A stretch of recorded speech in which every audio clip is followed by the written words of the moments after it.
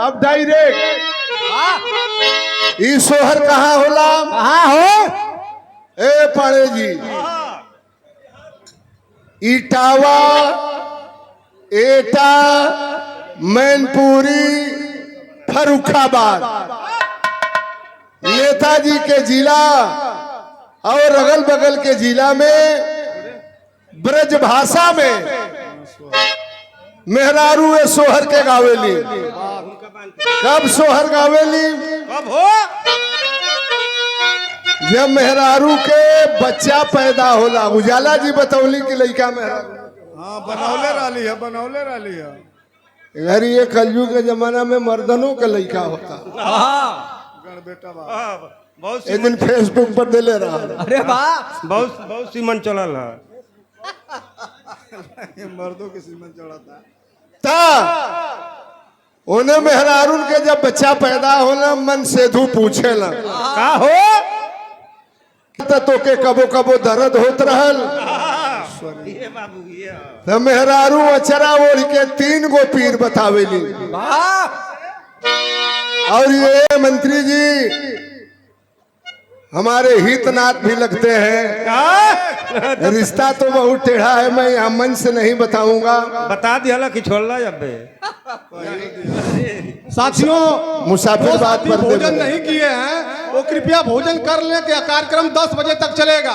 मैं बोल दिया भाई, मैं बोल दिया, जो बोल साथी दिया। भोजन नहीं किए हैं वो भोजन। पहलवान जी नहीं है का?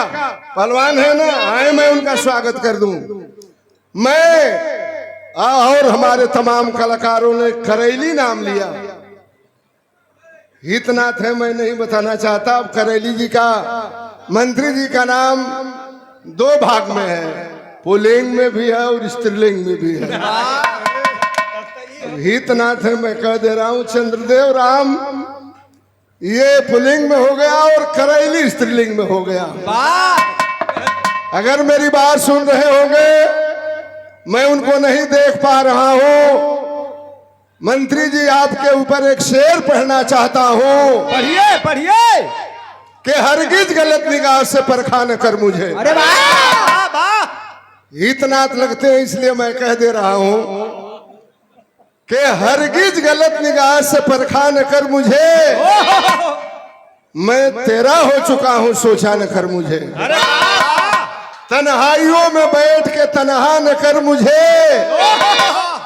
मैं घुट के मर न जाऊं, ऐसा न कर मुझे। तू मुझको भूल जाए इसका गम नहीं, लेकिन खुदा के वास्ते रुसवा न कर मुझे। एजाज तेरे इश्क में बीमार हो गया, तेरा मरीजे इश्क हूं, अच्छा न कर मुझे। बहुत बहुत नौजवान साथियों के लिए यहाँ नौजवान हमारे पढ़े लिखे लड़के भी बैठे हैं। एक शेर आपके लिए सुना देना चाहता हूँ कि हद से ज्यादा प्यार मत करना। अरे वाह वाह।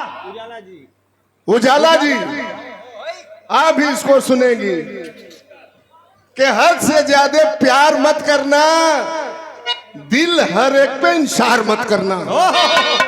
क्या खबर किस जगह रुक जाए, सांस का कभी एतबार मत करना। आईने की नजर न लग जाए। उजाला जी किसको किसको? आईने की नजर न लग जाए, तू इस तरह से श्रृंगार मत करना। तीर तुम्हारे ही तरफ आएगा, तीर तुम्हारे ही तरफ आएगा। यूं हवा में शिकार मत करना, और डूब जाने का खतरा है जिसमें ऐसे दरिया को पार मत करना। देख तौबा का दर खुला है अभी, कल का इंतजार मत करना। और खंजर ने कहा मुझसे, जाज तू अंधेरे में वार मत करना। थमन सेधु मेहरारू से पूछेला। आइए आइए आइए आइए सुजीत भैया।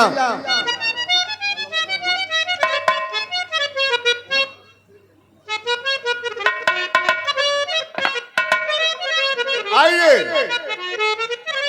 ये सुजीत यादव उर्फ लक्कड़ पहलवान बनारस समाजवादी पार्टी के जिलाध्यक्ष है।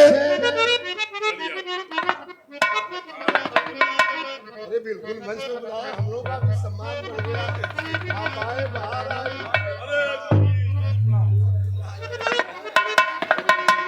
और ये अध्यक्ष जी की ओर से 1000 रुपए का पुरस्कार, बहुत बहुत प्रणाम। जय हिंद, जय समाजवाद। बजा दो मास्टर एक लाइन।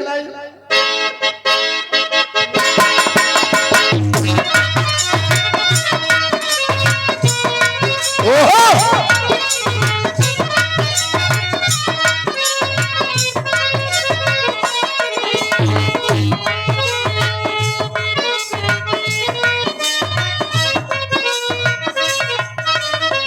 नौजवान साथियों को भी थोड़ा आनंद आ जाए। मर्द मेहरारू से कहता, सुहाग रात के सुहाग सेज पे मेहरारू बैठल बे, मर्द पहुंचल बाम, उहे मेहरारू से कहले रहल, अरे छुए न देलू,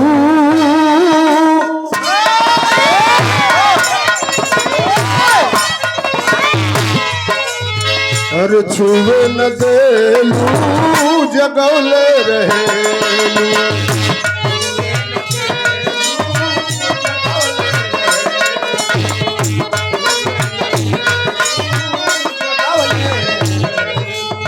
अरे हमरा के पागल, हमरा के पागल,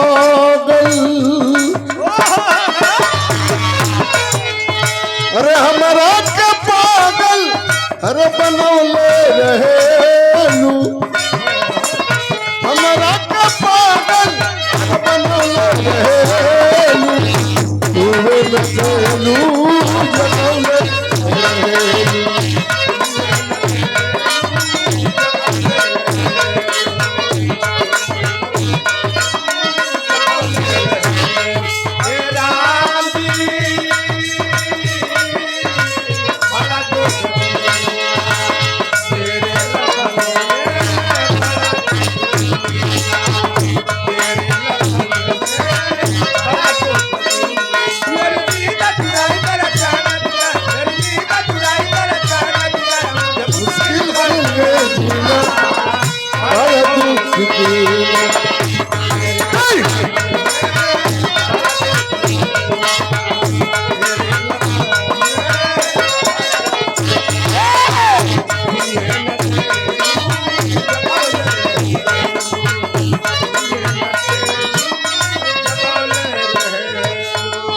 आर के ग्रुप आपको हम प्रणाम करते हैं।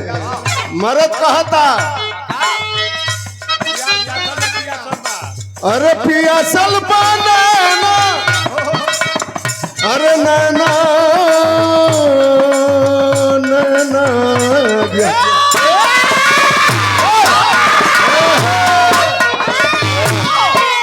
अरे पिया सलपा नैना, अरे पिया दे जान, मनवा के ललसा पूरा दे जान।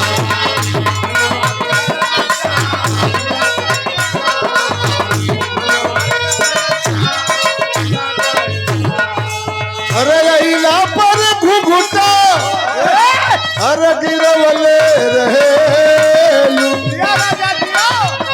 अइला पर घुघुटा, गिरवले रहेलू, छुए न देलू, जगौले रहेलू।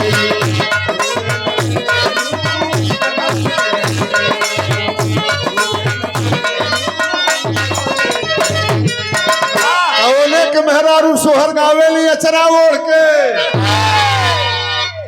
बतावेली, अरे दैयम दैया पहली पीर जब आई रे,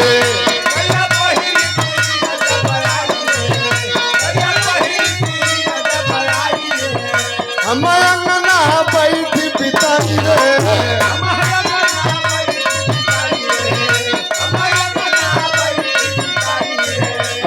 मर गई दैया रे, वो तना है तरे जैसे से रोज मंत्री होता। जी का मंत्री सब उजाला भी ताकत अड़ी की बड़ा इनकर निक लागेला बतावल तनी हमहू देख ले एक्शन में आवे मेहरारू अचरावल के 3 गो पीर बतावेली अरे दैयाम अब दैया पहिली पीर जब दैया पहिली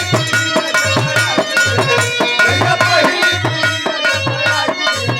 हम अंगना बई हम अंगना अमर गई दैया रे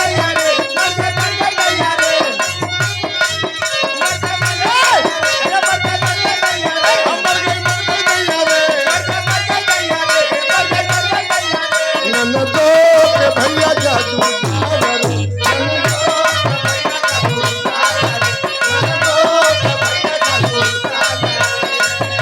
दूसर की पीर बतावेली नैया दूसरी पीर ए हो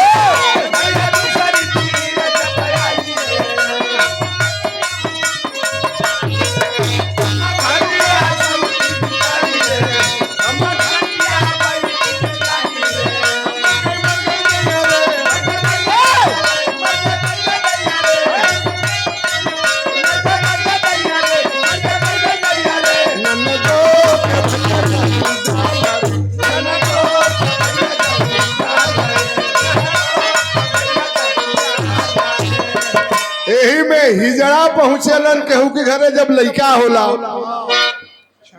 पवनी पर दुनिया जाले हिजड़ा जब पहुंचेलन त ऊ चमका चमका के गावेलन उन्हन के स्वर जल्दी हारमोनिया से ना मिली ऊ गर्दभा स्वर में गावेलन गावेलन की डाला राजा कस के निकाला अपनी मन से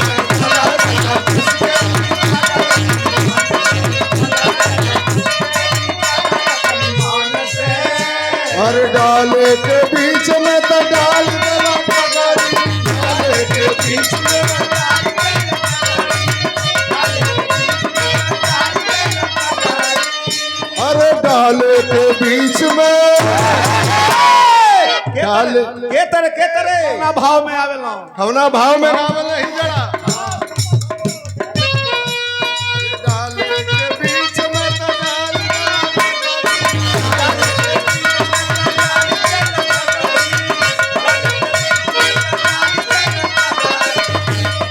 डाले के बीच में डाले के बीच में तो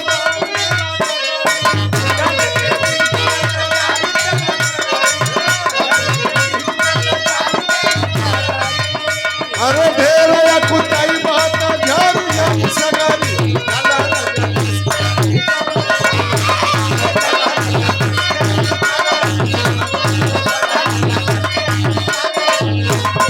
एक लड़का